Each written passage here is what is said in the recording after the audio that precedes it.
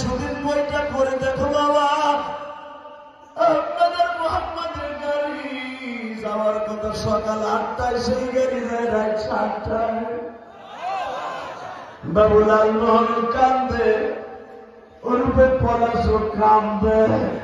বাবুলাল মোহন বলে আহমদ রে, জীবনে আমি এতদিন এমপি মন্ত্রীর দায়িত্ব পালন করছি রে, করি যা কোনদিন তোদের মতো ভালো মানুষ পাইনি।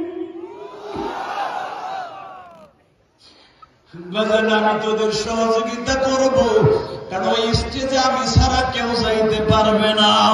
আমি স্টেজে উঠিয়া সর্বপ্রথম মাইক্রোফোন হাতে নিয়ে ডিক্লার দিব, শুধু মন্ডলী সুদূর গুজরাট শহর থেকে আমার নির্বাচনী এলাকা, ওখান থেকে 2টা যুবক আসছে রঙ্গিলা রসুল বইয়ের লেখককে পুরস্কৃত করার জন্য। আমার দিনাজপুরে